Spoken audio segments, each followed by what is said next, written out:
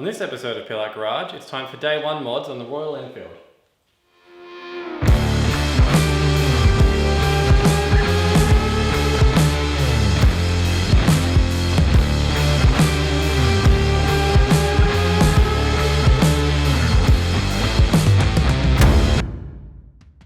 Welcome back, guys. Thank you for watching episode 2 in our Royal Enfield series.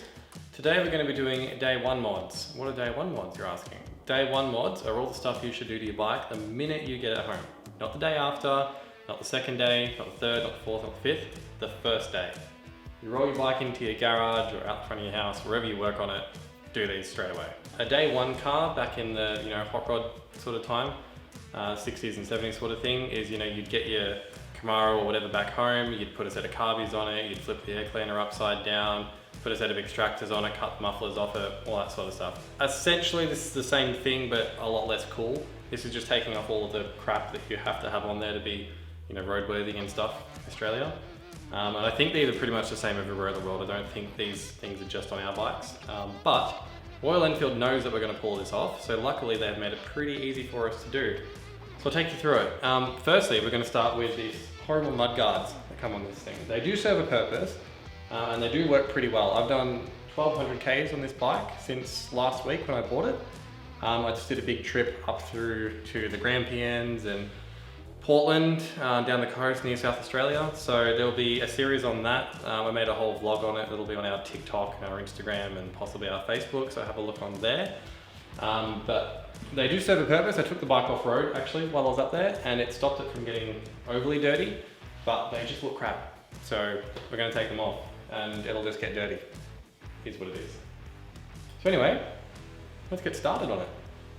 So if you've watched the episode of me buying the bike, you'll know that MCAS and Dandelion gave me a great deal on it and they really looked after me. And as much as I appreciate what they did, I really don't need their flappy thing on my number plate. So that has to come off, and it looks like they've glued it on somehow. Yeah. So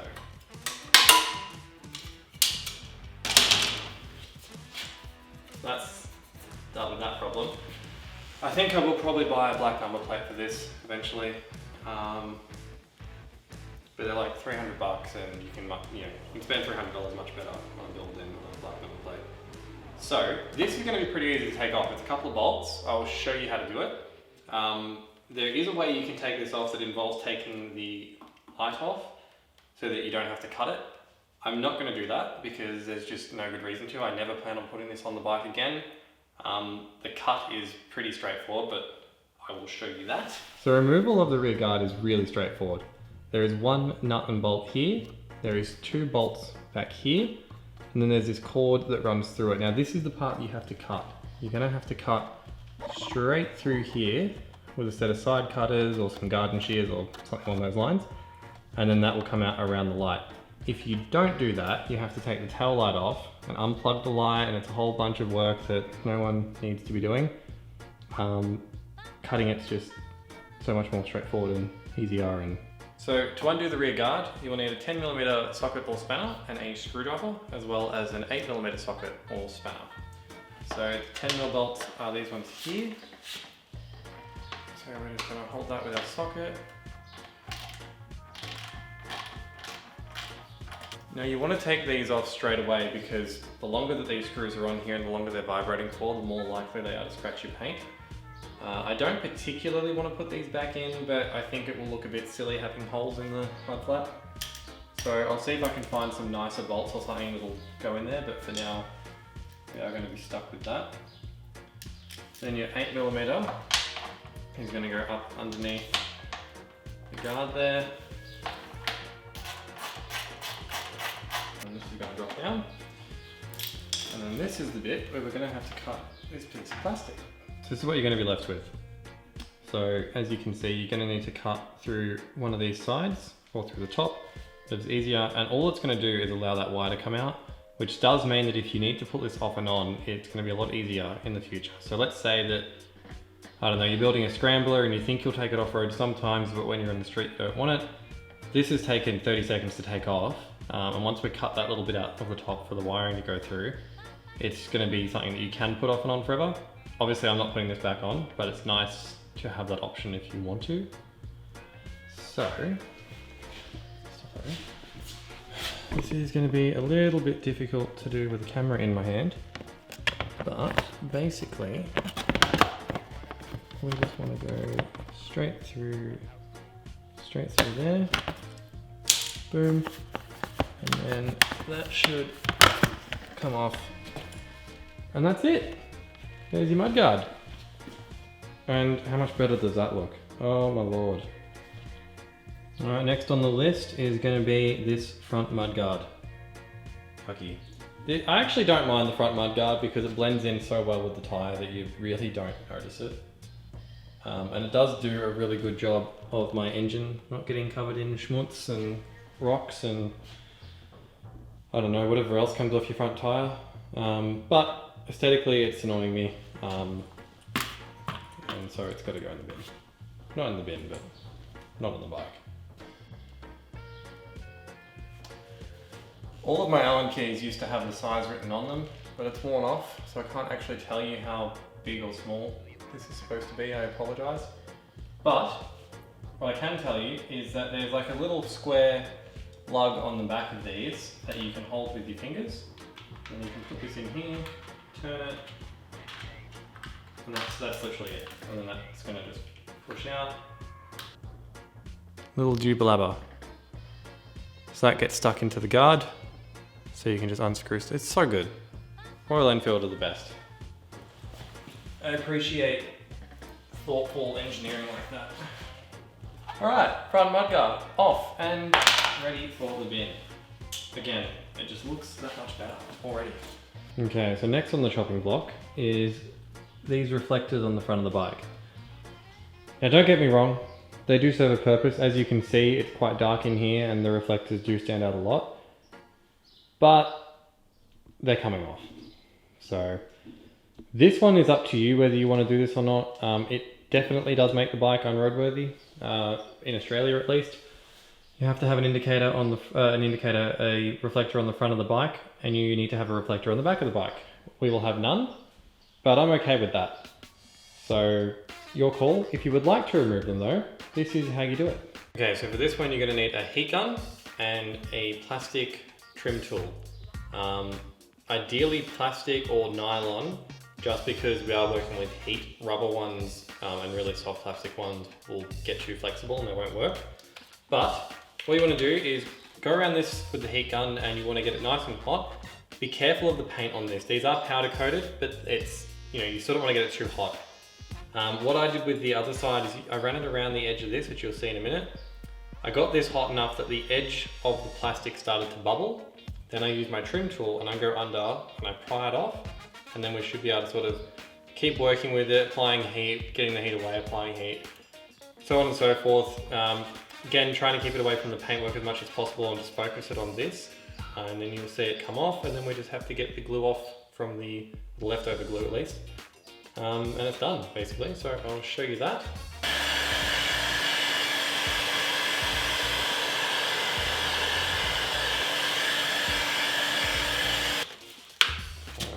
That is proper hot now.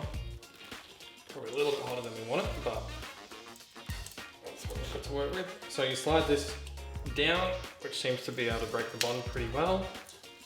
And now avoid touching this because remember it is red hot. Even though it's plastic, it still retains quite a lot of heat. All right, that's that off. Now, all of this sticky residue, which is part of the double-sided tape they use, it will come off. It's not too hot at the moment actually. Just be careful because again, this will retain heat. It's attached to a piece of metal, so it will get hot. But generally, I find you can just roll it like this.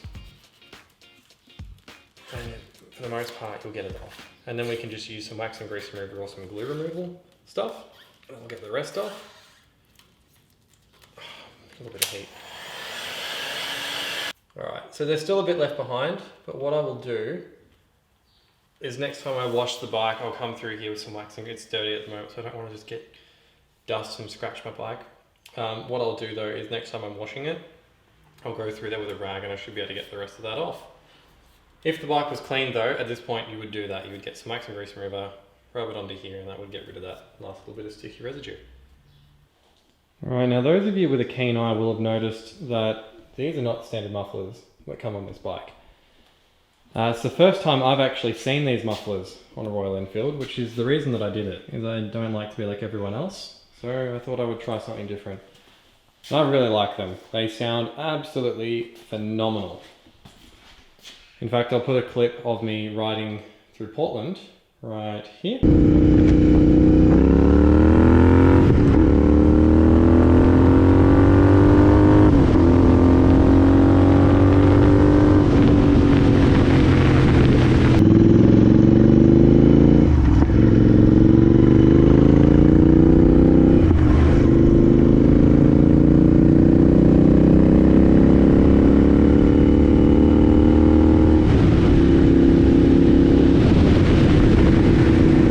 And that gives you a bit of an idea on how these sound.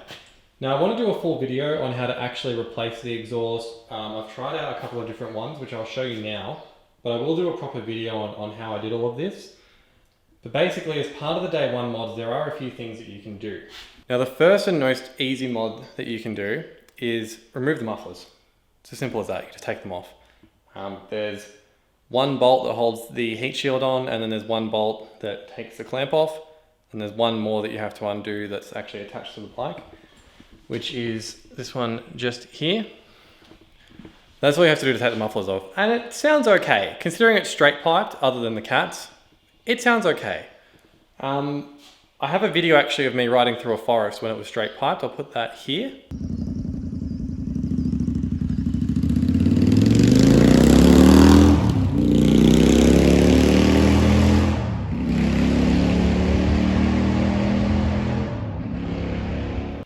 As you can see, it's not horrible, but to me, it just doesn't sound quite right. It sounds like a straight piped bike. It doesn't sound like a proper thing. So that is one option. That's what I did essentially as soon as I got home, is I ripped them off. Now the other option, if you want a bit more of a permanent solution that's a bit less loud and a bit less illegal, is with the factory mufflers, you can actually drill out the baffles. I have not drilled out the baffles, but there is a couple of videos. I'll see if I can link one down below. But it's pretty straightforward. All you do, which I'll show you. Alright, it's a bit hard to see, but this is the inside of the baffle. Now, to the bottom left there, you will see a hole in the exhaust. That is where the outlet is. Now, what you can do is that plate at the back there, if you drill straight through that with a long drill bit, it goes into the first baffle chamber and it will make the exhaust louder. Depending on the size of the drill bit, obviously it will depend on how loud it goes. So I'd start with something small, like, I don't know, 12 mil or something, and then work your way up from there and see what makes you happy, basically. But that is a pretty easy mod to do. You can do it with the exhaust on the bike, so that makes it a lot easier for some people to do. Now that does ruin your mufflers though. So what that's going to do is put a hole in your muffler that you can't repair, which may or may not be a problem for you. I wanted to keep mine original so that if I ever did need a roadworthy, I can put them back on. There's a very good chance that with the exhaust I've got now, someone's going to pull me over one day and say, too loud, you can't have that. So it's always nice to be able to fix that at a moment's notice. If you drill holes in them, you can't do that. But there's also a good chance you will never get pulled over for too loud of an exhaust because it isn't that loud. So it's up to you what you want to do, but that is my advice. Now the first mods we did have all been aesthetic things. So we've removed the cover from our number plate, we've taken off the rear guard, taken off the front guard, taken off the reflectors on the front. The exhaust made a very big difference to the performance, like very, very big difference. This isn't tuned, this is the E5 model, so it is slightly different to the E4 in the fact that it runs leaner. It does have catalytic converters, so taking off the mufflers does a bit, but not a lot. The air intake is still restrictive, so I'm going to show you a little cheap, very cheap trick for that. So the inlet for your airbox is under this cover here. To get to that, you need your key, and you need to undo the side panel on the side of your bike, which is very simple. You turn the key, and you pull down on the cover, and it will come off. Store that in a safe place, don't lose it. Then you have a catch on the side down here, you pull the little lever, you see it pops off. Sayonara. Again, put that in a safe place. Now that we've got the seat off, you need a 3mm Allen key and you're going to undo the screw at the top of the cover. It's the only Allen key bolt that's facing straight upwards, so it's very easy to identify. That's going to come off. It's a little bit tricky because it's got a washer on it, so you're going to be careful not to drop that. But that's the bolt there. It has to come out like this. It's got a little thing that'll pop off and then it goes up. That's what the back of the cover looks like. So that there is your little tab that's stuck in, so it's got to go out and up. And we have our airbox. Exciting stuff. So this here is what your original airbox cover looks like. Now, that's your restriction, this little guy here. To be fair, I don't think that's actually much smaller than what the airbox can realistically flow with the stock filter. So this mod, I feel like all it really did was gave me a bit of induction noise. That being said, it might have given you some power gains, but I don't think it's that much. Like we're talking, it might have given you 1 horsepower combined with the mufflers. It's not a lot. But it's free, so you might as well do it and you get some induction noises. So, you're going to remove this. Now, with the factory airbox, or with the factory air filter, it's got a steel top on it, which I will show you. This is what I did to my air filter. Now these are actually the indicator adapters off of an MT-07. They go from the little triangle sized indicator to the round hole for a screw to go through. I had 4 of them laying around, so all I did was I took them off, I put a little tiny bend in them, and I screwed them on to my airbox. Now, as I said, the internal size of this isn't really that much bigger than the internal size of that airbox cover, so the difference in power that you're going to get, it would be minimal at best, if you got any gains, that is. But like I said, it was free, so why wouldn't you do it? I'm not sure how well this setup would work on one of those DNA air filters or K&Ns or any of that, because they've got a rubber edge on them instead of steel. So I don't know how much pressure you can put on that in these little tiny spots without damaging it. But I guess we'll find out when we get one, which will be on the first service, I guess. This one's probably full of dirt and dust now because it didn't have a cover on it. And I've been off-road. So that's good. But that's pretty much the final mod that I would do on day 1. Alright guys, that pretty much sums up day 1 mods for the Royal Enfield. Now if there's anything that you would do, or that you did do on your first day that I haven't done, I'd love to hear about it in the comments below. If you have any questions on the stuff that I did, please ask away below. We always respond to the questions. It might take us a couple of days, but we do respond. Social media. There's a bunch of stuff on there. There's behind the scenes on this. There is a vlog. I did 890 kilometers around Victoria the other day, which was really my first big ride on the bike.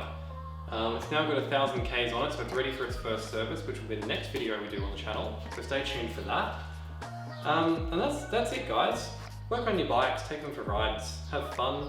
And if you want to follow the build, subscribe to the channel. If you want to see stuff like our Dodge build that we've got going on next to me, again, subscribe, check through the old stuff to have a look. Social media, there's always stuff happening on there. So suss that out. We've got TikTok, which is Peel Out Garage. We've got Facebook, which is Peel Out Garage. We've got Instagram, which is Peel Out Garage. And I think that's all the social stuff we've got at the moment. But there's stuff. So that's it, guys. I will see you on the next one.